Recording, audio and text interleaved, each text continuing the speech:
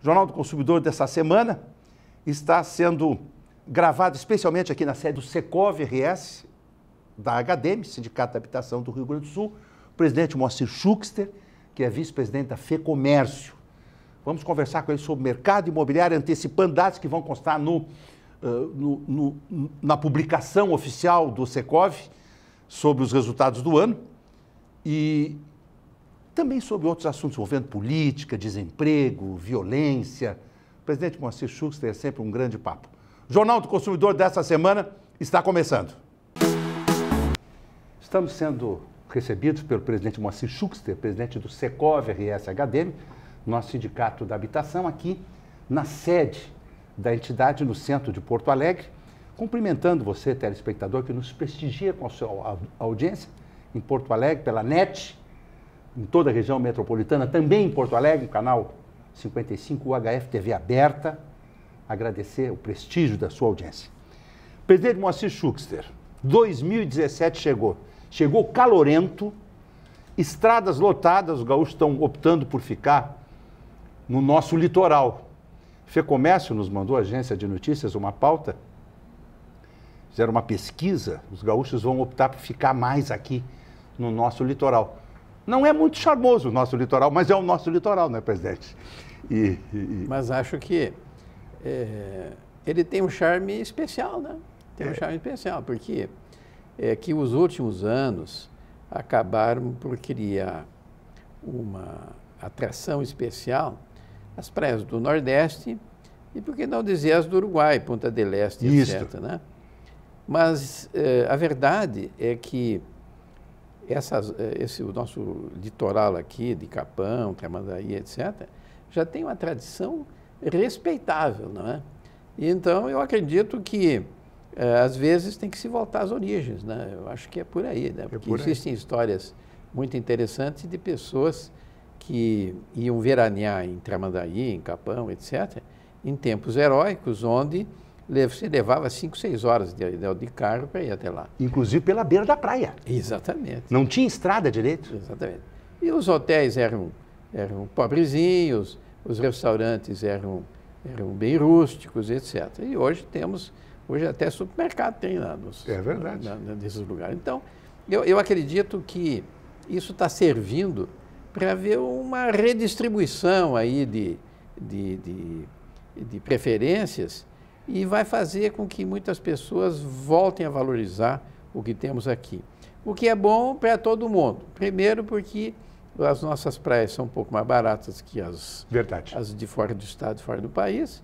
E, em segundo lugar, porque ajuda a sedimentar serviços e comércio na praia, né? Que eu acho importantíssimo, porque não haverá uma evolução nos serviços à disposição do veranista se não houver público para isso. Claro. Então, eu vejo com bons olhos essa tendência que acabas de mencionar.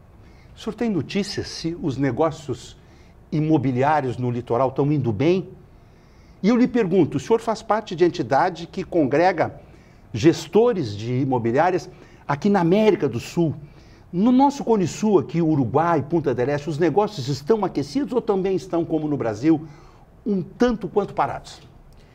A maioria dos países da América Latina estão, como nós aqui, com uma redução nas atividades imobiliárias. Isso é inegável. A Argentina pegou muito forte as medidas do governo anterior, porque lá eles não têm, por exemplo, o chamado financiamento imobiliário que temos aqui, nos moldes que trabalhamos aqui. Então, eles sofrem mais do que a gente. O Uruguai sofreu muito também, porque os argentinos também foram tolhidos em remeter dólar para o exterior. E o grande aplicador em Punta del Este, por exemplo, é o argentino. É o argentino? É o argentino. Então, Punta del Este também sofreu nesse sentido. Outros países que enfrentam com um pouco mais galhardia a situação mundial é o Chile, que tem uma parceria com os Estados Unidos muito forte e isso faz com que a economia deles ande melhor, digamos assim.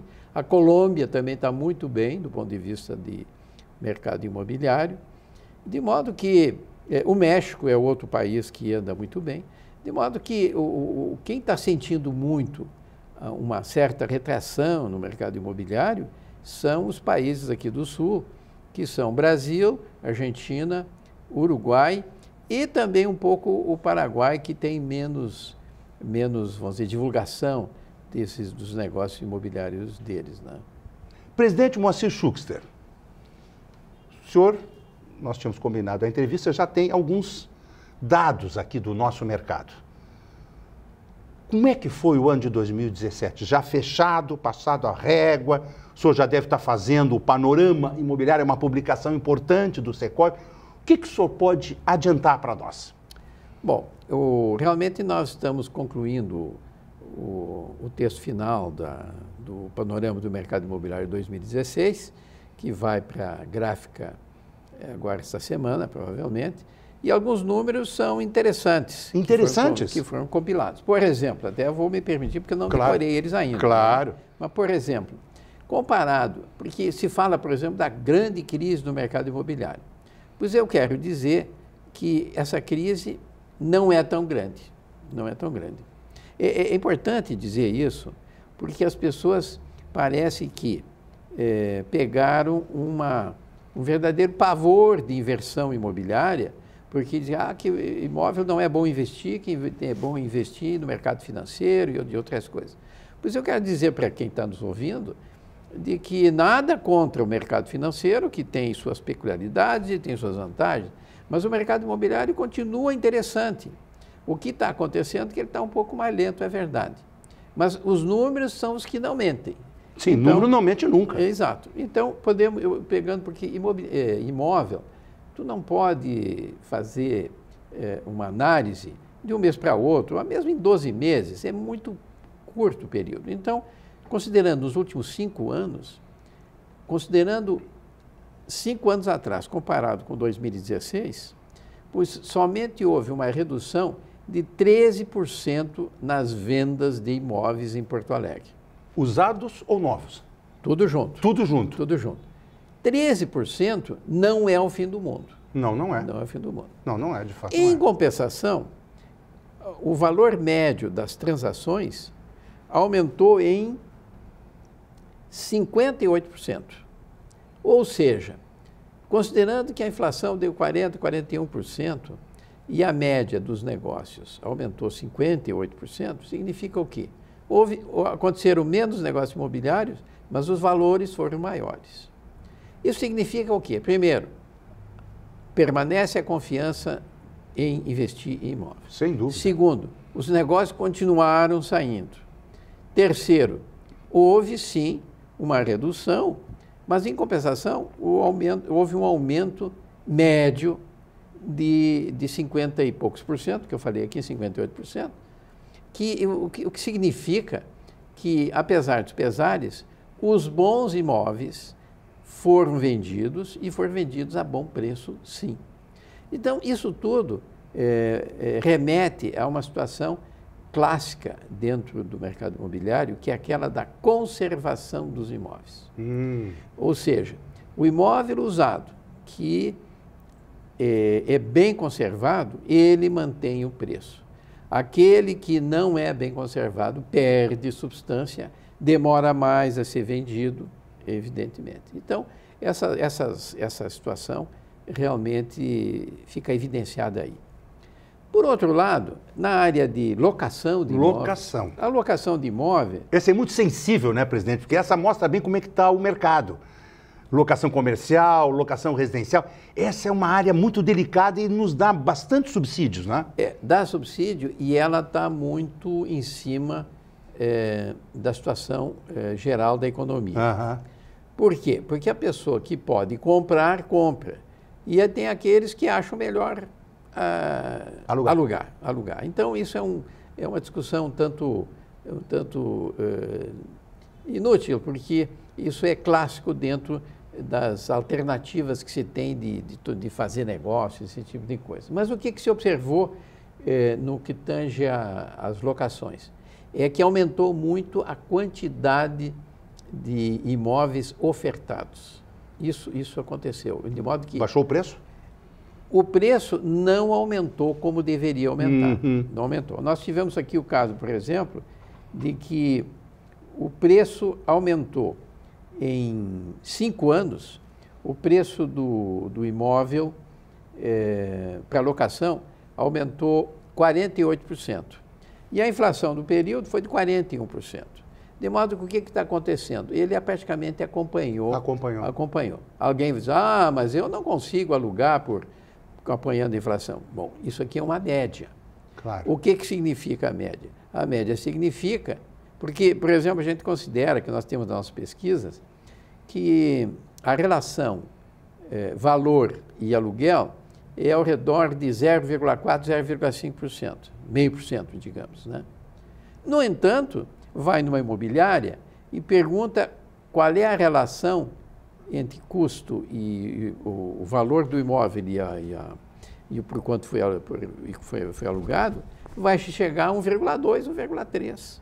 Por quê? Imóveis novos, com todas com a fiação adequada para computador e tomadas adequadas, enfim, uma opção de coisa, banheiros suficientes para colocação de equipes, tudo mais. Então, esse tipo de situação remete a maiores custo-benefício.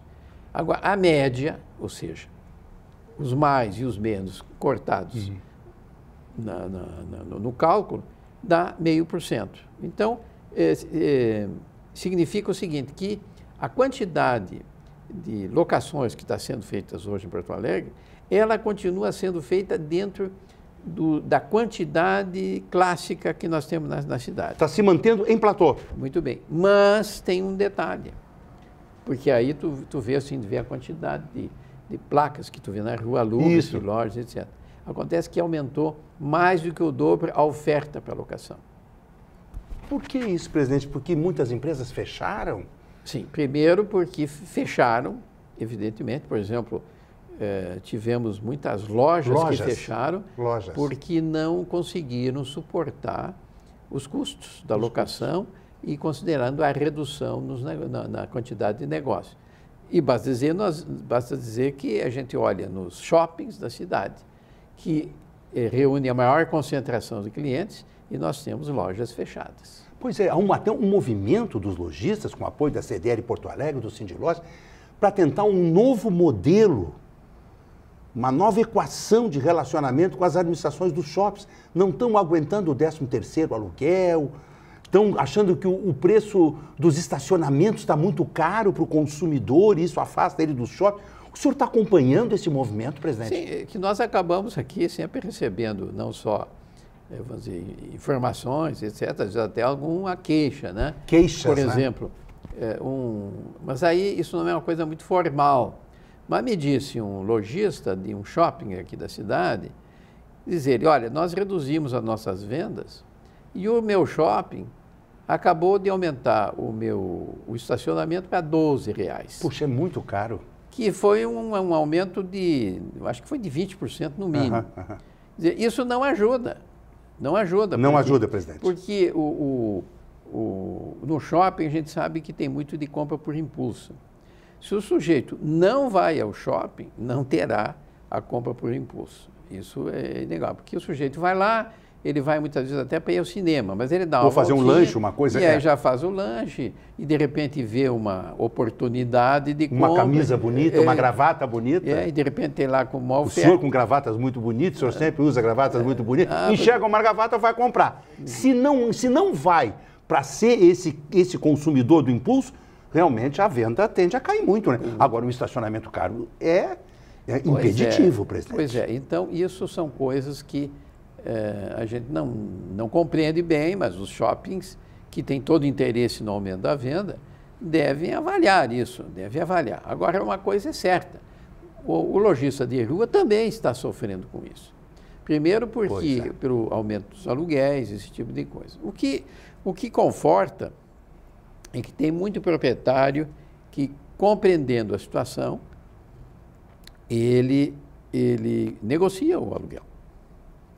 Muitas vezes ele não corrige depois de 12 meses, ou ele faz uma condição especial, etc., porque ele compreende que existe uma crise hoje no país, e se essa crise, enquanto ela não for debelada, todo mundo tem que se ajudar aí nesse ponto. E o comércio de rua ainda encontra essa concorrência desleal do comércio informal, presidente. Bom, olha, presidente, hoje andando neste centro para vir para cá, é de apavorar. E eles mesmos dizem esses vendedores ambulantes, é o shopping do chão, é o shopping do chão. Eles estão vendendo de tudo, presidente. Isso é um desafio para o prefeito Marquesan Júnior, né?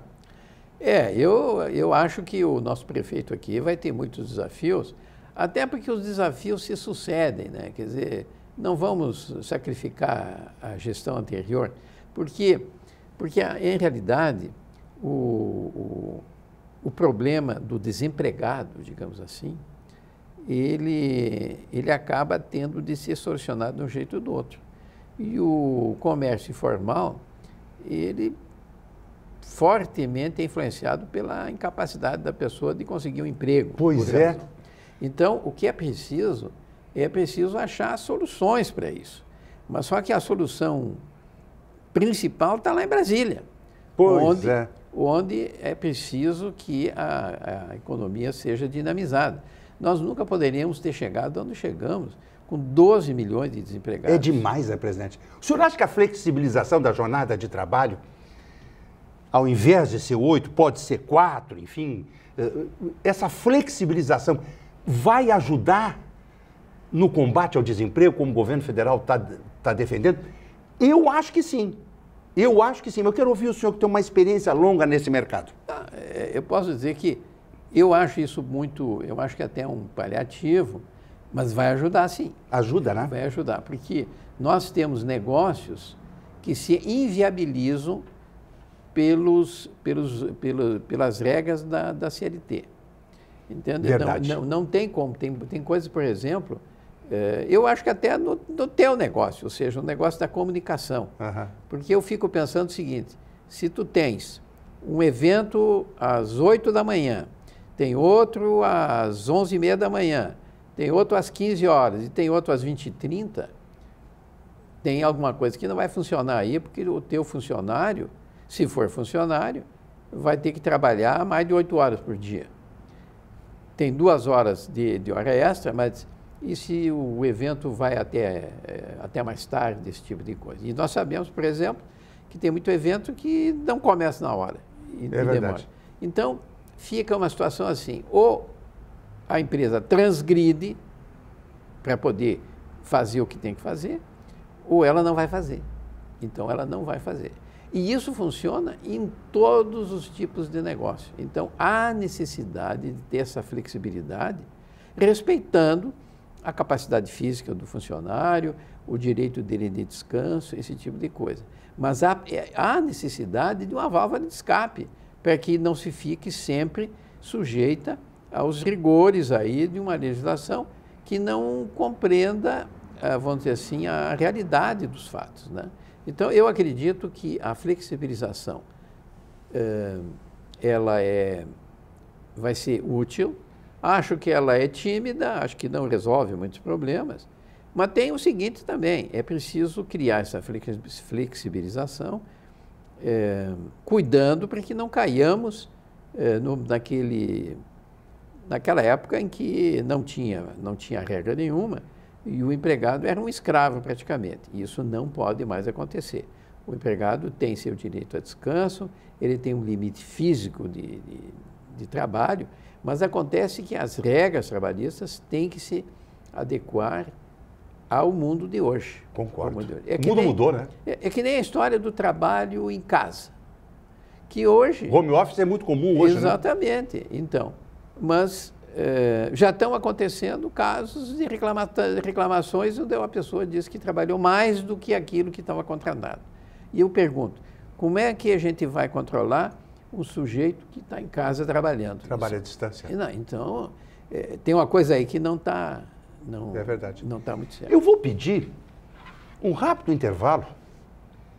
Vou solicitar ao presidente a gentileza de nos conseguir mais uma aguinha, porque eu quero continuar um pouquinho nessa conversa nossa. Eu quero ouvir sua opinião sobre esses primeiros 8 meses do governo Michel Temer, Quero ouvir sua opinião sobre segurança pública. O ministro Alexandre divulgou um plano nacional.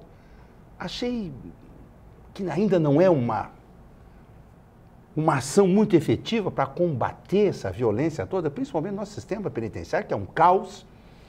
Quero lhe ouvir sobre condomínios, como é que está a inadimplência, que o senhor está com esses dados todos aqui. E esse desafio do prefeito Marquesan Júnior de administrar a cidade, não atrasar salário, já disse que não vai apoiar o carnaval, presidente. Eu fiquei preocupado. O povo carnavalesco está meio em pânico, hein?